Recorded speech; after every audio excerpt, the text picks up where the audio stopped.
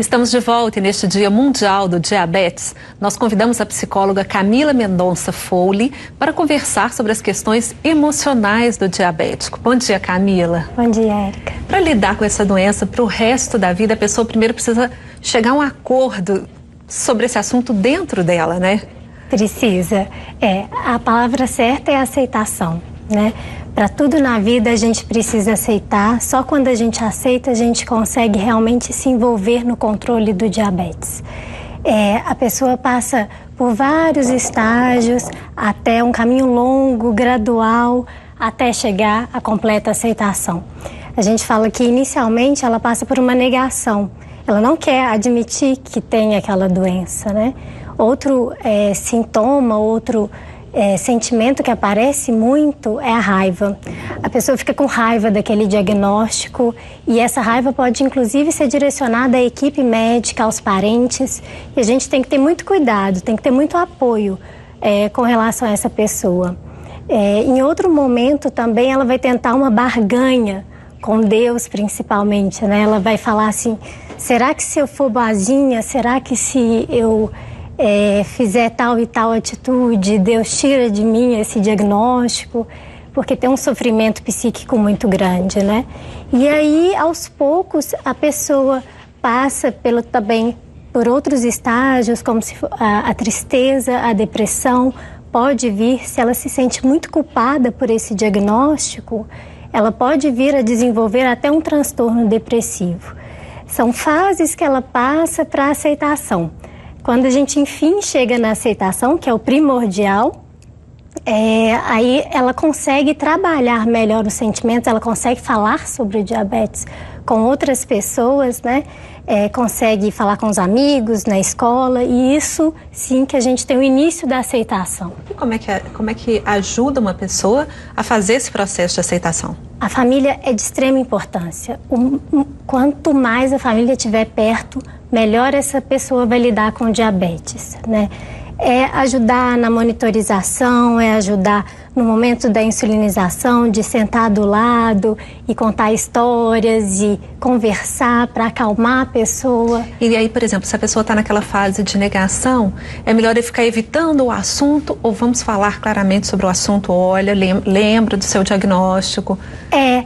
A reação das pessoas é essa, né? Olha, é difícil, mas o diabetes tem jeito, os hábitos saudáveis a gente consegue reverter essa situação, mas não, o momento mais importante nesse momento é acolher essa pessoa, é sentar do lado e ouvir, é sentar do lado e falar, você precisa do que agora?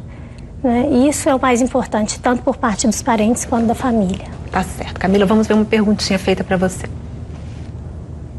A pessoa diabética é mais ansiosa do que a pessoa dita normal? Normal, né? Isso não é legal. A pessoa que não tem diabetes, né? A gente... Não necessariamente. Tem pessoas que lidam muito bem com diabetes e as práticas que eles têm para cuidar do diabetes, por exemplo, a prática de atividade física, a autoobservação, todas essas coisas já diminuem, já ajudam a pessoa a controlar a ansiedade.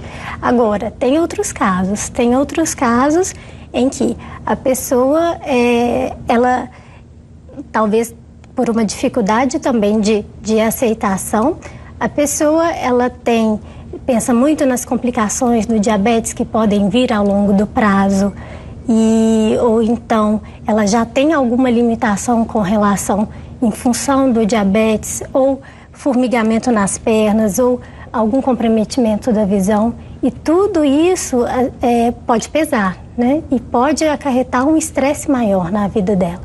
Além disso, a disciplina tem que ser muito grande. Os cuidados com o diabetes têm que ser muito intensos. E tudo isso pode atrapalhar, pode gerar uma ansiedade maior e também um processo depressivo. Então é preciso entrar em contato com a equipe, avisar o médico que eu estou mais ansiosa, que eu estou mais deprimida, para que se procure uma ajuda psicológica. A ajuda psicológica ela não vai ser sempre obrigatória para uma pessoa que teve um diagnóstico de diabetes, não? Não, nem sempre. Não, nem sempre.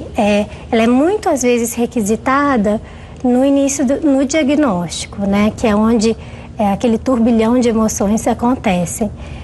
Depois a pessoa vai até esquecendo um pouco e precisa ser lembrada. A educação em diabetes é isso, é lembrar a pessoa todos os dias, de pouquinho em pouquinho, que ela precisa cuidar do diabetes, que esses cuidados eles têm que ser retomados e são pequenos cuidados que ela vai aprendendo ao longo da vida. Porque o diabetes tem consequências tão dolorosas, né? Se estiver descontrolado, né? Perda da visão, amputações, né? Amputação, infartos, né? É uma série de complicações e o medo dessas complicações é muito grande, né? Então, a pessoa tem realmente que aceitar, ela tem que realmente se colocar na frente do diabetes e pensar, não, quem controla meu diabetes sou eu sou o protagonista e eu vou dar conta junto com a equipe de saúde, junto com os médicos e junto com a minha família. De assumir essa responsabilidade. De assumir essa responsabilidade e ver que ela tem condição para isso, né? Se a gente vai aos poucos vendo Bom, hoje eu consegui controlar fazer 7 monitorizações do dia. Ah, beleza. Amanhã eu consigo controlar essas taxas. Hoje minha glicemia deu 180, mas olha aqui, nos outros dias deu outros valores melhores. Então é um sobe e desce que a pessoa tem que começar a pensar, bom, apesar dos pesares, apesar do sobe e desce da glicemia, eu tenho controle sobre o meu diabetes. Isso é primordial. Tá certo. Vamos ver mais uma pergunta, Camila. Como lidar com os parentes diabéticos em festas e eventos, né? Uhum. Agora chegando nas festas de fim de ano, né? É difícil, né?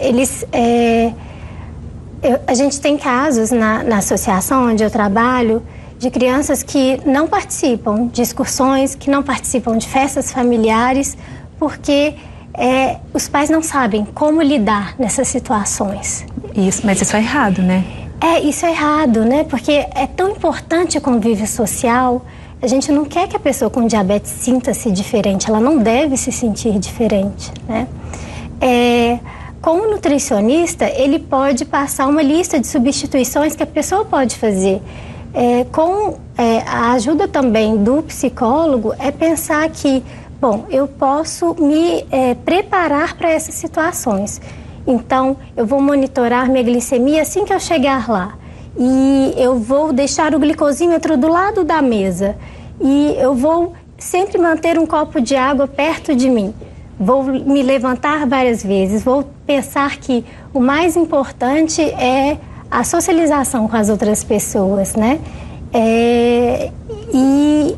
E nunca se esquecer de que qualquer problema sempre a monitorização, ela tá ali.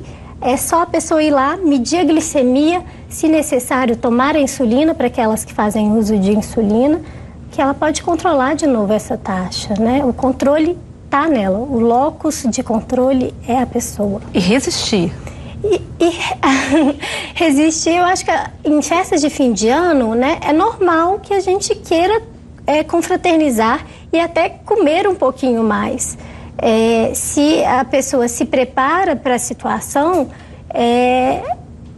eu acho que ela até pode, ela não pode exagerar, isso não pode ser um comportamento do dia a dia dela, né? Uhum. Mas em festas de fim de ano, se ela monitora, por que não ela também aproveitar, né, a situação?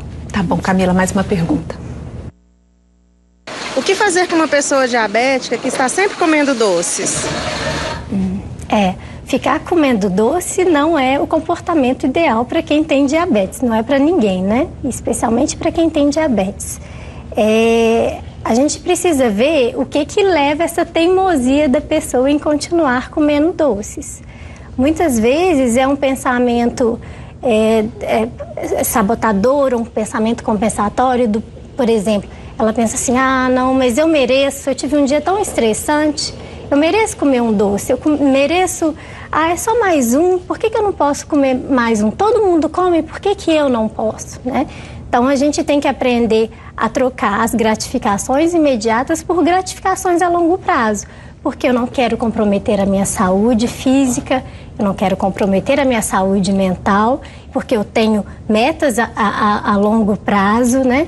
E a gente treinar essas situações. No consultório a gente treina muito essas situações de exposição a um ambiente onde tem uma oferta muito grande de comidas e que como é que a pessoa vai se comportar.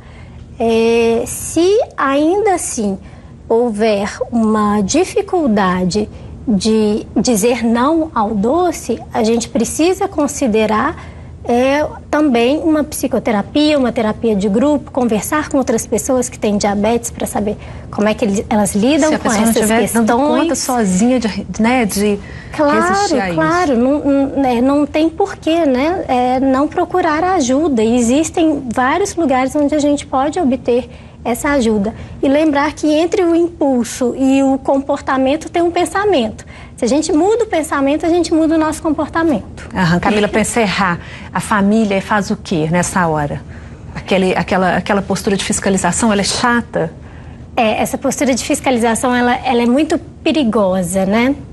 Mas, ao mesmo tempo, a família, ela sente que, se ela não fiscalizar, que a pessoa não vai cuidar da glicemia. Ela fica ali numa sinuca de bico.